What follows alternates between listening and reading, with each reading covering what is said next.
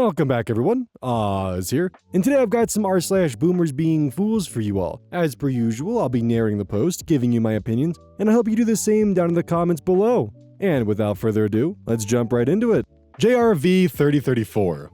This isn't your living room, Boomer. Boomer story. Last night at a classical music concert, this boomer lady decides to start rummaging through her purse. Mind you, at the time, there was a violin soloist on stage playing a beautiful, quiet piece. This was not in some giant music hall either.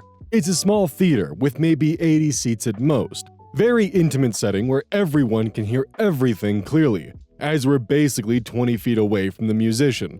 So, Boomer Lady is searching through her purse loudly and finds a plastic bag inside. It's dark, so I couldn't see exactly what she was doing, but she proceeds to fidget with the crinkly plastic bag for, I shit you not, 4 whole minutes.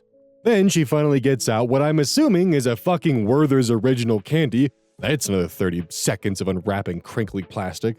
And throughout all of this, people around her are trying to shush her quietly without disrupting the performance, but it all falls on deaf ears. And just when we all think she's finally done making noise, Boomer Hygh hands the plastic bag to her boomer friend next to her, who also proceeds to start fishing around for another goddamn candy. I was livid and had to seriously fight the urge to stand up and yank the candy bag from her hands and shove it into the trash can. But that would have ruined the performance even more because, Boomer Hygh would have started screaming and flipping out. It was a no-win situation. The sheer disrespect shown to the violinist and everyone else watching the performance is staggering. This isn't your living room, Boomer. Go home and watch QVC while stuffing your face with sugar. So it's this and perfume. I wonder with age they're just losing their senses like hearing and scent and taste, and that's kind of why you have old ladies who drown themselves in perfumes, and why you'll have instances like this where during a quiet sonata or quiet solo, they just go into a crinkly plastic bag and think, oh, I can barely hear it, so therefore no one else can. I don't know, that's kind of just a theory on my end. I mean, I know there's other people who have talked about this as well, so it's not just my theory, but I'm a strong supporter of it, and I'm wondering if anyone else has noticed this when it comes to just general degradation of hearing, eyes, scent, taste, possibly touch, I don't know. And if it affects their behavior because of it. Be actually interesting to look at. Person Dude 27. How dare you not work here? Boomer story. About 18 months ago, I had an absolutely wild experience in my local Best Buy. I went to Best Buy to grab a small computer part, an SSD. I found my part but couldn't find someone to unlock it. There was another guy in the department who also needed an associate. We ended up chatting. He was building a gaming PC but nervous about his part selection. I build a ton of PCs, so I made a few polite suggestions to save a bit of cash. His name was Dave. We'd been chatting for maybe 5 to 10 minutes.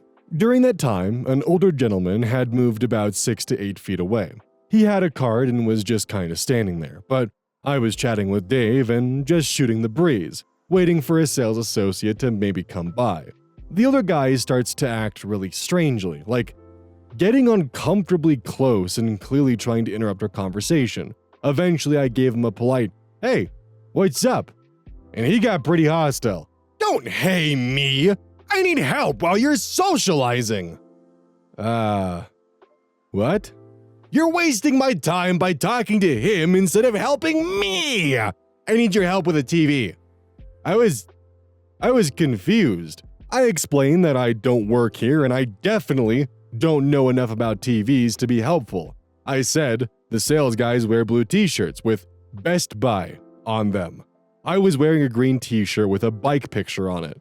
That sent this guy over the top. He started screaming about me being a little prick who needs to do my fucking job or he'll get me fired. It stopped being funny about the time that he started screaming in my face. So I forcefully told him he needed to back up and leave me alone since I don't work here. His literal screaming had attracted the attention of the actual employees who walked over in time to see him charge at me with his cart. He took a running start and threw it with all his might while screaming, "Rawr!" It kinda just moved backwards and the cart hit the locked glass for the computer parts, SSDs, we were standing next to. It bounced back towards us and Dave and I caught it. Old guy was screaming at us about how I'm fired. The manager, and maybe a security guy, came up and got in front of him, while he was still shouting about how I'm fired because I'm so disrespectful. Meanwhile, employees kept trying to tell him that we didn't work there. The old guy was still screaming at the top of his lungs, the security alarm for the glass case was going off, and managers and security were physically restraining this guy. Oh, and Dave's hand was slightly bleeding because one of the edges of the metal cart caught the bottom of his hand. We moved about 50 feet away from the guy as the employees were talking to us, and a different group of people were getting the older guy to calm down. Maybe 15 minutes later, 4 police officers walk in and start interviewing the parties. 2 talking to Dave and me, 2 talking to the older guy. Then, one of the cops said, "We'll get an ambulance here." And Dave and I were like, why? Well, because Dave's hand was dripping blood and it looked way worse than it was, he'd wiped it on his pants and it truly looked like he'd been shot. They also asked Dave if he wanted to press charges. Dave was wishy-washy and said something like, "Well, the guy's a loose cannon and an asshole, but nah, I don't want to do the paperwork." But the Best Buy manager said something like, "Corporate policy, we're going to move forward with a criminal complaint." So the cops arrest the guy, which again sets him off and starts screaming about how he's not fucking going to jail and blah, blah, blah. Dave and I end up staying in contact and his PC build went well. Dave got a $500+ ambulance bill to apply a bandage to his hand, which he would have to sue the old guy, Randall, in civil court to get covered. Dave and I were requested to fill out a victim impact statement and a later notification from the DA that a case we were involved in had been resolved. Apparently, Randall pled no contest. Moral of the story, how dare you not work here? You're fired! The old guy probably heard you guys talking shop and just assumed that no average person would know about technology, so therefore, anyone who's a little bit into computers has to be a Best Buy employee. See that guy right there in the green shirt? That's the Geek Squad. He's a fucking nerd. He better go help me with my stupid TV problems, or else I'm gonna physically assault him with my shopping cart. Ha, that'll teach him. Also, on a semi-related note, I've actually had only one bad experience at a Best Buy, and it was with a really cocky employee at the computer section. I had to pretty much run in and, get a component.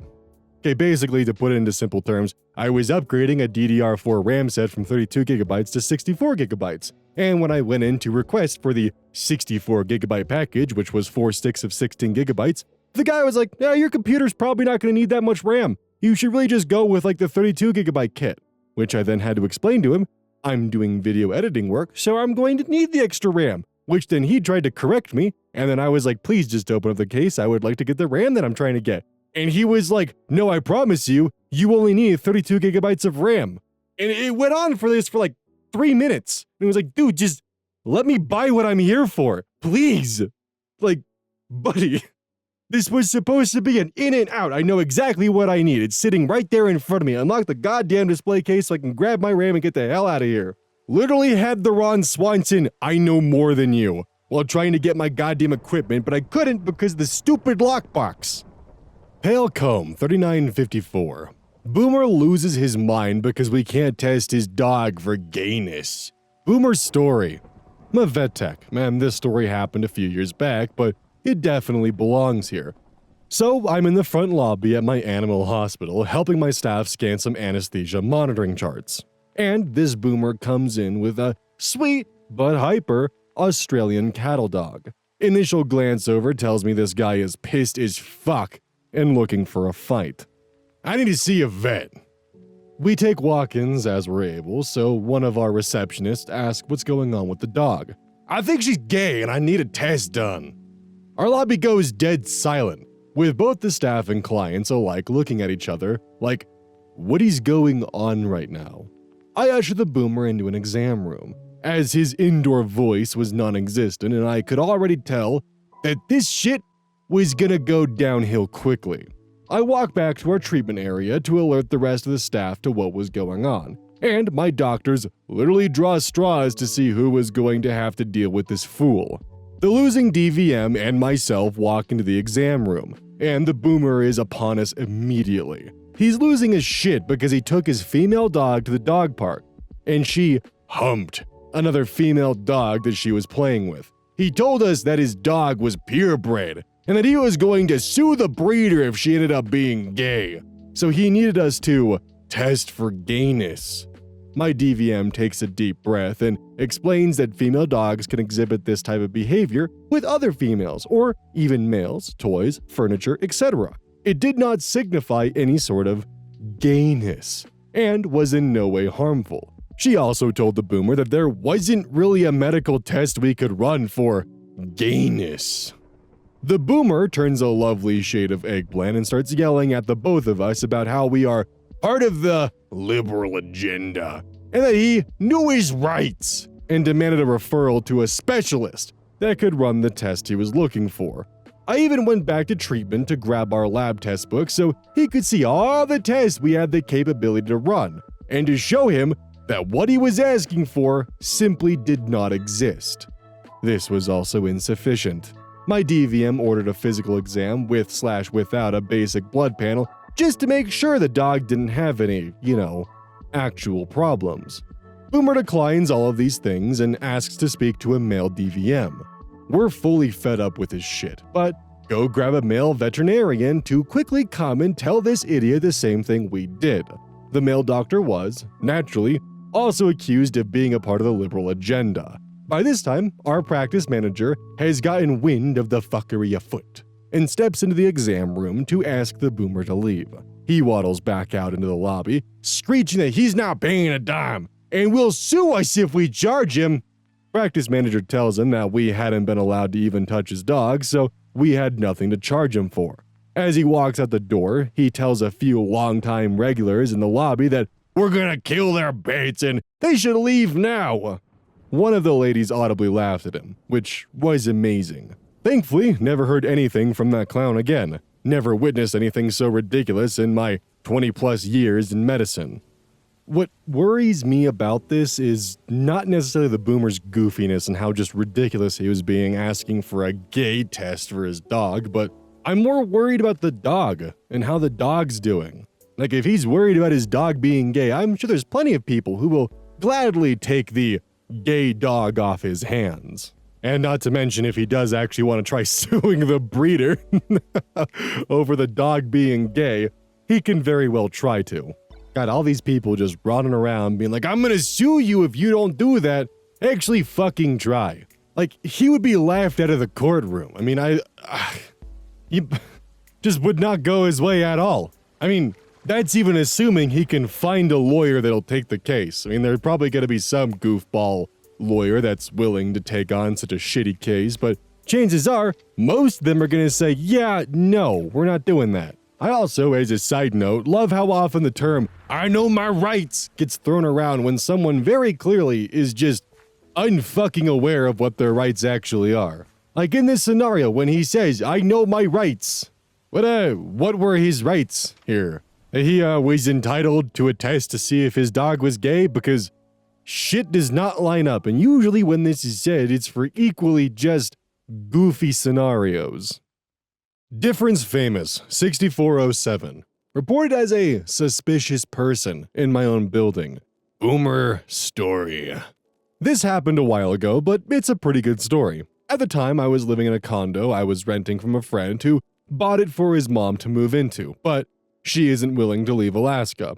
It was a beautiful condo. Top floor and end unit, so I had windows on 3 sides instead of 2. Brand new build, great appliances, the works. Weird thing about the building is it's basically a retirement community. Not by planning or design, it's just a great walkable central location in a quiet, affluent community. So my building was all boomers. This is not an exaggeration. I was the youngest person by at least 2 decades. For the most part, everyone was really nice. I really liked my neighbors. We would look after each other's places when we took trips. The HOA president was actually really cool and really liked me. It was a nice place to live.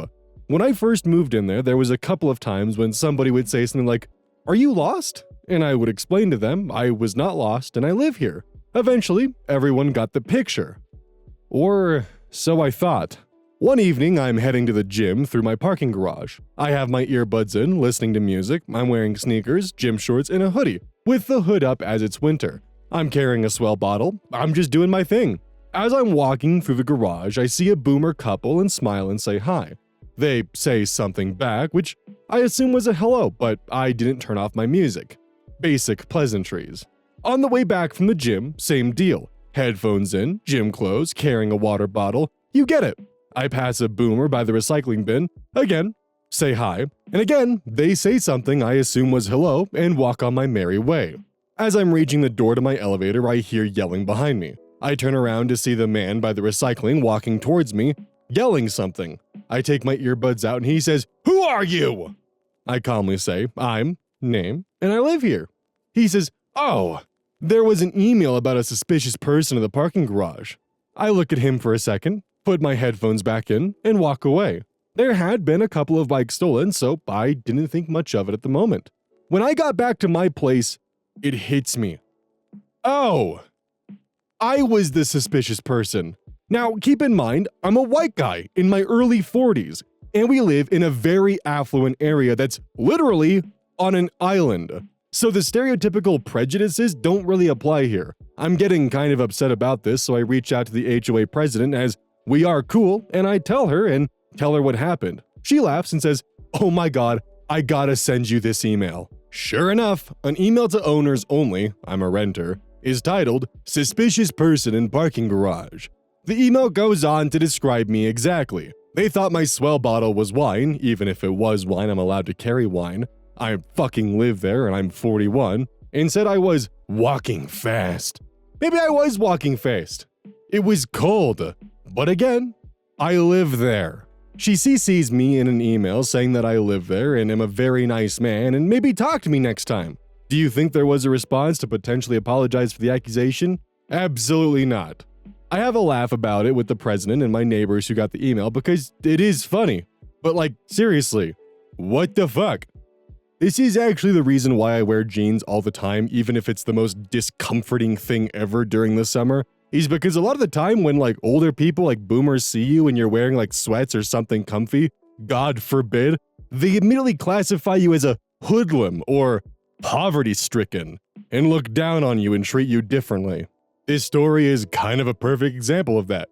OP went outside wearing workout clothes, which to some boomers is hoodlum attire, and was reported as a suspicious person carrying wine. The Vita Joel. Unaware boomer couple in movie theater. Boomer story. My husband and I, both early 30s, went to see a screening of Beetlejuice 2 at the local cinema. It was a 4 p.m. showing on a Saturday. There were maybe a dozen people in the theater, and it was a small assigned seating theater. Buy your tickets ahead of time for the exact seat you want.